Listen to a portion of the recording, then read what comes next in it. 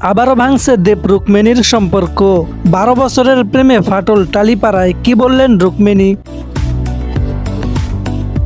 আরে ভাই, আবারও টালিপাড়ায় গুঞ্জন, দেব আর রুক্মিণীর সম্পর্কে নাকি টানাপোড়েন।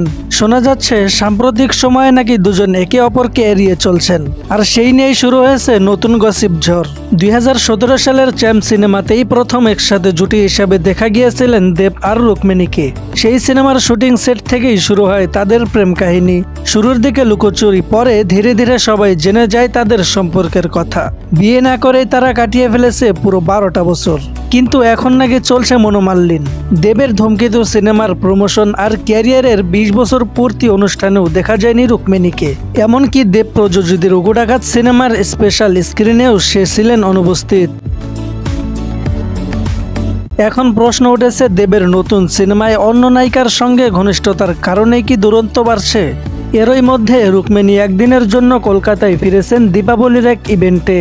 সাংবাদিকরা প্রশ্ন করতেই তিনি বলেন, মুম্বাইতে হাঁটি হাঁটি পা আর প্রজাপতি 2 সিনেমার কাজে এখন ব্যস্ত। অন্যদিকে দেব জানিয়েছেন এসব গুজব। রুক্মিণী বলিউড থেকে কাজের অফার পেয়েছে, আমরা মুম্বাইতে একটা ফ্ল্যাট কিনছি। মানে ব্যাপারটা এখনো শেষ হয়নি, সম্পর্কটা নাকি লং ডিস্টেন্সে গিয়েছে। তবে দেব রুক্মিণীর এই ভালোবাসার অধ্যায়ে শেষ পৃষ্ঠা লেখা হয়েছে কিনা তা সময়ই বলবে।